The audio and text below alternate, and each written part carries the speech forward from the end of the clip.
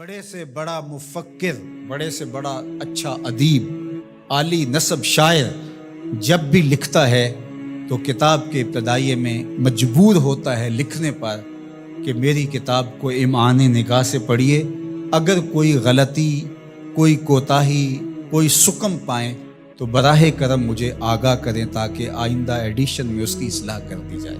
لیکن قرآن کھولو تو پہلا جملہ یہی ملتا ہے، یہ کتاب میں شک نکال کے تو دکھاؤ، اس کتاب میں کوئی عیب نکال کے تو دکھاؤ، یہ عیب سے بھی پاک ہے، یہ ریب سے بھی پاک ہے، اس میں کوئی شک نہیں، اس میں کوئی شبہ نہیں۔ ذالک الکتاب لا ریب فیہ، اللہ اکبر۔ ذالک کا اشارہ بعید کے لیے ہے لیکن عظمت کے لیے یہاں بیان فرمایا گیا۔ اس کا یہ معنی بھی ہو سکتا ہے کہ یہ وہ بابرکت کتاب ہے جو آسمانوں سے آئی ہے، اللہ اکبر، یہ وہ کلام الہی ہے جس میں کوئی شک نہیں۔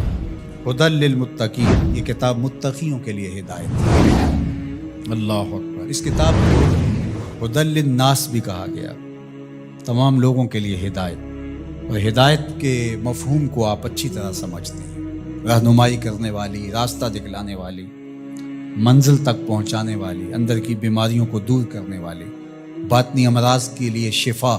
یہ کتاب ہدایت ہے، نور ہے، روشنی ہے، اور آسمانی تحفہ ہے جو حضرت انسان کو عطا کیا گیا، ہمارے دکھوں کا مداوا ہے، ہمارے دردوں کا علاج ہے، ہماری زندگی کو خوبصورت اسلوب دینے کے لیے یہ کتاب نازل ہوئی ہے، طریقہ حیات ہے، ہمارے لیے یہ منشور زندگی ہے۔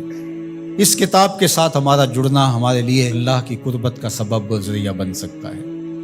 تو کہا ہدی للمتقین، یہ ہدایت ہے، کن کے لیے؟ للمتقین، متقیوں کے لیے، اللہ سے ڈرنے والوں کے لیے۔ متقی وہ ہے جو وہاں پایا جائے جہاں اللہ اسے دیکھنا چاہتا ہے، اور وہاں نہ پایا جائے جہاں اللہ اسے نہیں دیکھنا چاہتا۔ علماء نے تقوی کے درجے بیان فرمائے، شرک سے بچنا ایک صورت ہے تقوی کی، کبیرہ گناہوں سے بچنا یہ بھی تقوی ہے، مختلف لوگوں کے مختلف درجے، صغیرہ گناہوں سے بچنا یہ بھی تقوی ہے۔ جتنا منصب بڑا ہوگا اتنا تقوی کا معیار بھی اس کو اتنا بڑا رکھنا پڑے گا۔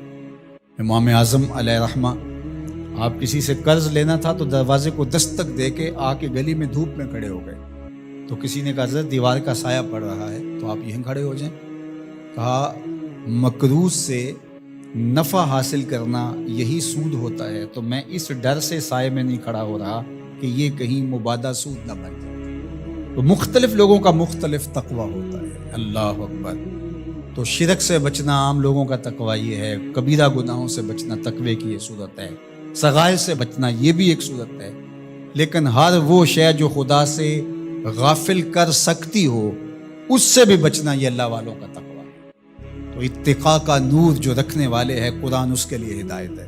یہاں ایک سوال کھڑا ہوا، وہ یہ کہ قرآن نے ایک دوسرے مقام پہ فرمایا ہدی للناس، یہ قرآن ہدایت ہے لوگوں کے لیے، اور یہاں فرمایا متقیوں کے لیے ہدایت ہے۔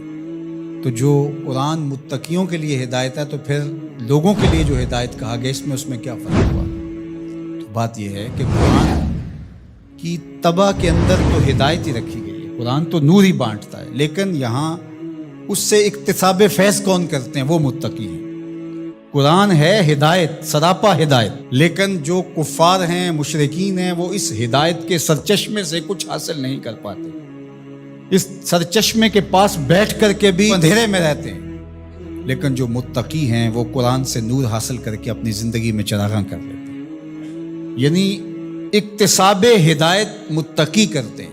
لیکن قرآن مجید جو ہے وہ سراپا ہدایت ہے، وہ سب کے لیے، اگر کافر بھی ہدایت لینا چاہے تو قرآن اس کو بھی دے گا، لیکن اگر وہ نہیں لینا چاہتا بلکہ اس کی ضد بڑھتی ہے، اس کے اندر جو ہے وہ حسد بڑھ جاتا ہے، اس کی دشمنی بڑھ جاتی ہے۔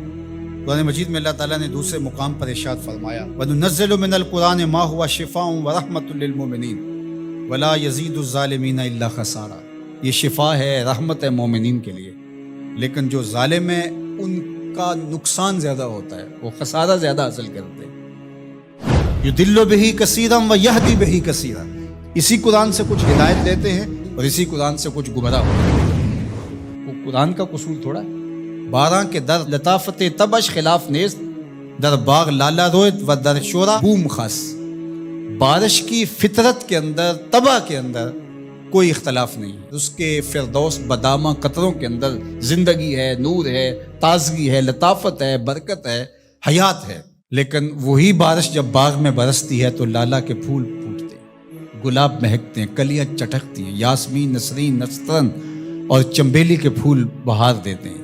اور وہی بارش جب گندگی کے ڈھیر پہ برستی ہے تو تعفن پھیلتا ہے، بدبو پھیلتا ہے۔ تو اب قصور بارش کا ہوا یا اس گندگی کے اندر چھپی ہوئی غلاظت کا؟ اس لیے قرآن ہے شفا، سراسر شفا ہے، سراسر نور ہے، سراسر روشنی ہے۔ لیکن اس کے لیے کیسے ہوگا جس کے اندر کفر کی بدی چھپی ہوئی ہے اور وہ جس سے روشنی لینا ہی نہیں چاہ رہا۔